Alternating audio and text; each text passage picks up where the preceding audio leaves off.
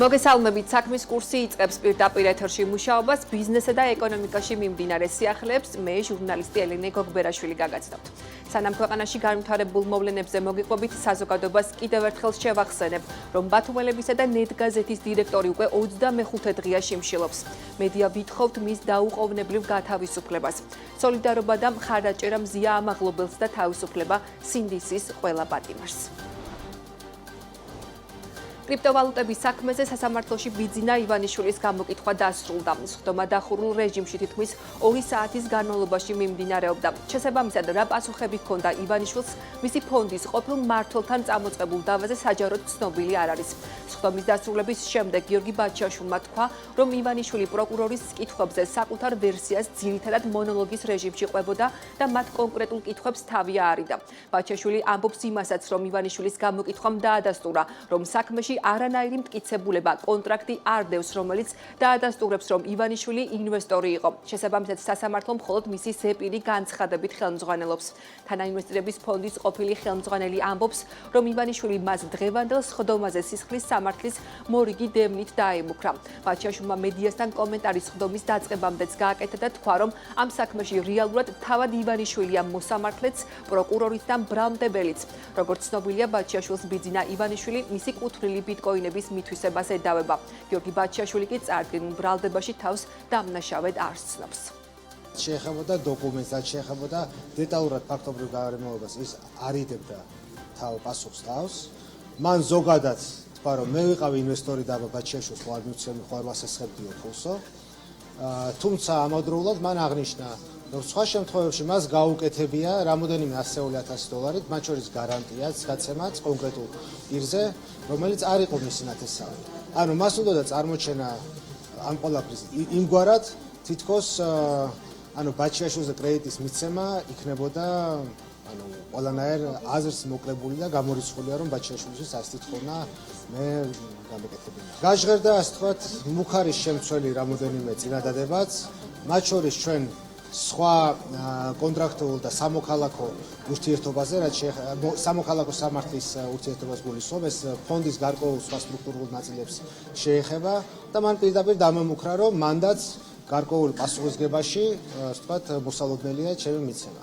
ამის უკვე არ მეშინიებდა, რომ ეს უკვე მესამე, ასე ვთქვათ, შემთხვევა იქნება, როდესაც სამოქალაქო საკითხი იხილება სისხლის სამართლის კუთხით ივანიშვილის დავალებით.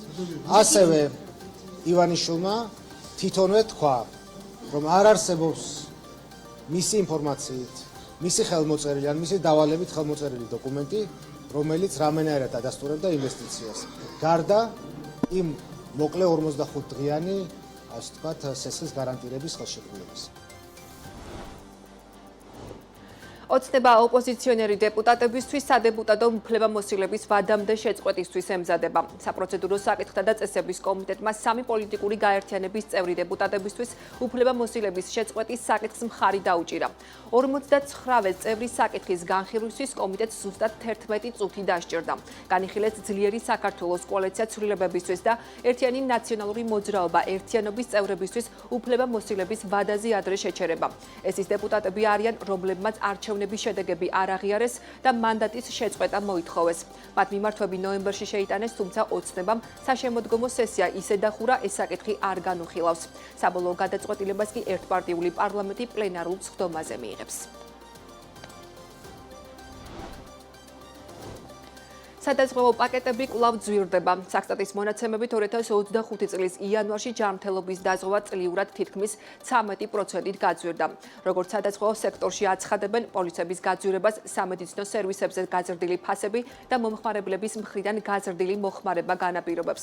კიდევ უფრო მკვეთრად, საშუალოდ 20-დან 25%-ითაა გაძვირებული ავტოდაზღვევა. რა განაპირობებს სადაზღვევო პოლიცების გაძვირების ტენდენციას და როგორია მოლოდინები მიმდინარე წლისთვის. თემაზე ნუცა შუბაშვილი მუშაობს და დეტალებით მომდევნო გამოშვებებში შემოგვიერთდება.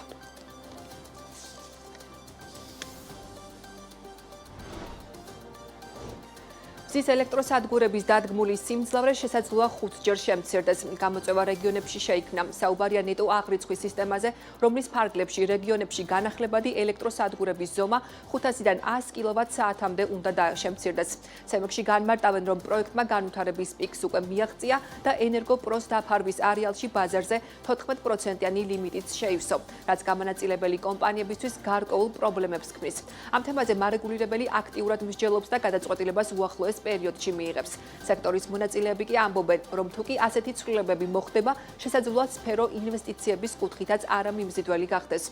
როგორ აისახება პროცესი მზის ენერგიის ათვისებაზე? 15 საათსა და 30 წუთზე შაინ ენერჯის დამფუძნებელი ნინო გადელია იქნება ჩვენი სტუმარი.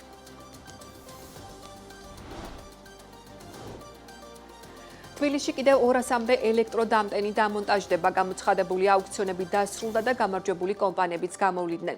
თბილისის მერის თქმით, აუქციონი პროექტის განსახორციელებლად 198 მიწის ნაკვეთის გადაცემას ითვალისწინებს. თითოეულ მისამართზე არანაკლებ 30 კილოვატ-საათზე გათვლილი დამტენები უნდა განთავსდეს. თბილისის მერის მიერ გამოცხადებულ თითოეულ აუქციონში სულ 66 მიწის ნაკვეთია გამოტანილი. თითოეული აუქციონის საწყისი ფასი 53,560 ლარს შეადგენს, რაც ჯამურად 8,6 მილიონი ლარია. ამ აუქციონის მიმართ იყო ძალიან დიდი ინტერესი.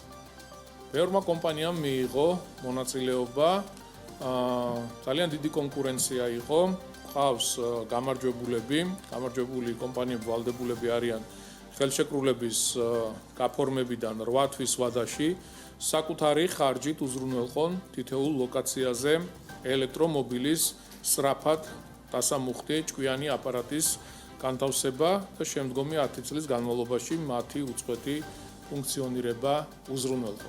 რამდენიმე ლოტად იყო გამოცხადებული აღნიშნული აუქციონი და ყველა ლოტზე შედგა ძალიან დიდი კონკურენცია და გამოვლინდა გამარჯვებული კომპანიები, რომლებიც ვალდებულები არიან, რომ სწრაფი დამტენები დააყენონ დედაქალაქში.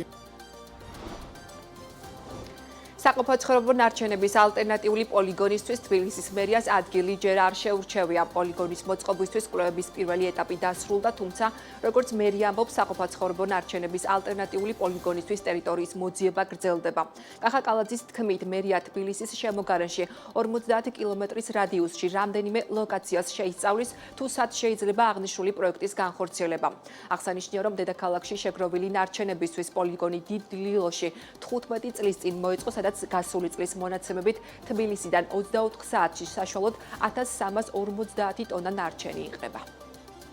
შერჩეული არის უკვე რამდენიმე ლოკაცია და უკვე ვიწყებთ დეტალურ შესწავლას კონკრეტული ადგილების თუ სად შეიძლება აღნიშნული პროექტის განხორციელება და გადატანა. იმიტომ რომ იქ სადაც საცხოვრებელი ადგილია და ძალიან ახლოა დაშორება, ეს უდიდეს პრობლემას წარმოადგენს. თუმცა აქვე უნდა აღინიშნოს ის, რომ ჩვენ მუშაობთ ევროპის რეკონსტრუქცია და განვითარების ბანკთან, ჩართულია მათი სპეციალისტები, თანამშრომლები და პირველი რასაც გავაკეთებთ, იქ არსებული მდგომარეობის მოწესრიგება და სიტუაციის გამოსწორება. მაჟური წყლები, რომელიც ასევე ძალიან დიდ პრობლემას წარმოადგენს, ჩაედინება ერთ-ერთ არხში, აქვს ძალიან ცუდი სუნი, შემაწუხებელი მცხოვრები ადამიანებისთვის. ეს ყველაფერი უნდა იქნეს პროექტის სახით განხორციელებული.